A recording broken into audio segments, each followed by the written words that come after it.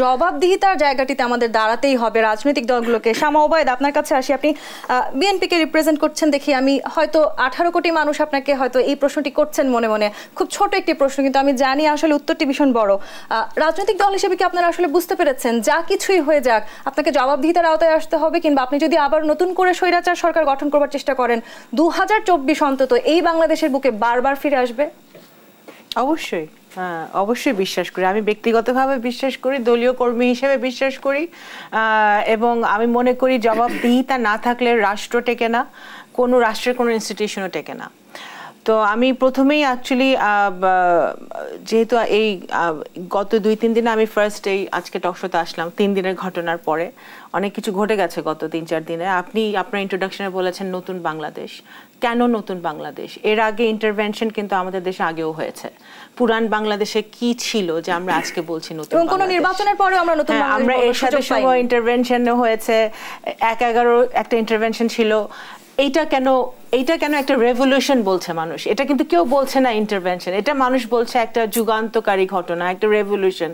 এবং শুধু জাতীয়ভাবে না, আন্তর্জাতিকভাবে আমাদের আই ফিল সো প্রাউড যে পৃথিবীর সকলে আমাদের দেশের নতুন প্রজন্মকে, আমাদের ছেলে মেয়েদেরকে কনগ্রাচুলেট করছে যে তাদের উদ্যোগে একটা জিনিস হয়েছে। তা আমি প্রথমে যারা প্রাণ হারিয়েছে, আবু সাঈদ, মুগ্ধ থেকে শুরু করে যারা যেসব আমাদের ভাই বোনরা প্রাণ দিয়েছে, এবং গত 17 বছর ধরে যারা প্রাণ দিয়ে যাচ্ছে। আমি একটি দল করি, আমার দলের বহু কর্মী কিন্তু এই পুলিশের গুলিতেই নিহত হয়েছে। আমার দলের বহু ছাত্রদল, যুবদল যারা এখনো এই যে আয়নাঘর যখন উদ্ঘাটিত হওয়ার পরে বাইরে গিয়ে দাঁড়িয়ে আছে বাবা মা বা হাজব্যান্ড বা ওয়াইফ, যে খুঁজে তারা পাওয়ার জন্য যে যদি বের হয় আয়নাঘর থেকে।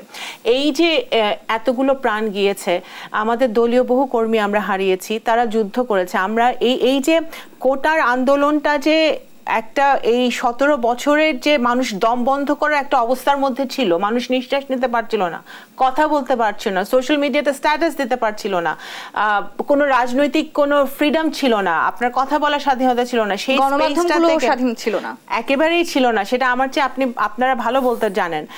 কিন্তু এইখান থেকে বেরিয়ে এসে মানুষ যে নিঃশ্বাস নিতে পারছে, একটা চা আলা, রিক্সা আলা থেকে শুরু করে একেবারে প্রত্যেকের মুখে হাসি ছিল যেদিন হাসিনা এই দেশ থেকে চলে গেছে। আজকে আমাকে সেদিন একজন সাংবাদিক জিজ্ঞেস করেছে যে আপনার কি মনে হয় যে উনি যে বারবার বলতো যে এটা আমার দেশ, এটা আমার বাপের দেশ, এটা হ্যান দেশ, এটা। আমি বললাম যে ওনার দেশ হলে উনি এভাবে ওনার লোকজনকে রেখে চলে যেতেন না, প্রথম কথা। দ্বিতীয় কথা হচ্ছে যে উনি নিজেই ওনার বাবার যে অর্জন ছিল 71 সালে পূর্ববর্তী, ওনার বাবার অর্জনকেও উনি নিজেই পুরা ধুলায় মিশিয়ে দিয়ে, নিজের তো কোনো অর্জন নাই, ওনার বাবার যে অর্জন ছিল নিজের ধুলায় মিশিয়ে দিয়ে উনি চলে গেছে। তো এখন এই প্রাণগুলোকে আমরা স্মরণ করি, এবং আমরা আশা করি যে নতুন প্রজন্মের উদ্যোগে এবং সবাইকে, সব রাজনৈতিক দলকে, আমি আশরাফ কাসের ভাইয়ের সাথে খুবই একমত যে একটি দেশ চালাতে গেলে একটি রাজনৈতিক একটা লাগে, রাজনৈতিক মত লাগে এবং সবার সহযোগিতা লাগে।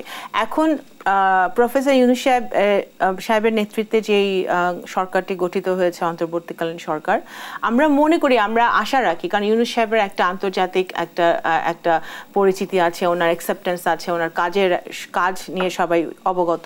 সুতরাং আমরা মনে করি যে ওনাদের নেতৃত্বে একটি ভালো মানে এই যে সংস্কারগুলো দরকার, প্রথম কথা নির্বাচন কমিশন, তারপরে আপনার দুদক, জুডিশিয়ারি, সব জায়গায় যে একটা অরাজকতা, এক দুর্নীতি, এগুলো সবগুলো একটা স্বচ্ছতার মধ্যে ওনারা নিয়ে এসে একটি ফ্রি অ্যান্ড ফেয়ার ইলেকশন, যেটা আমাদের দেশে দরকার। এই ইয়াং জেনারেশন, 18 বছর ছেলেমেয়েরা এখন পর্যন্ত 18 সালেও ভোট দিতে পারে নাই, এইবার তো ভোটই হয় নাই। তো সুতরাং এই অবস্থায় আমাদের ফিরিয়ে আনবে এই নতুন সরকার, সেটাই আমরা আশা করি।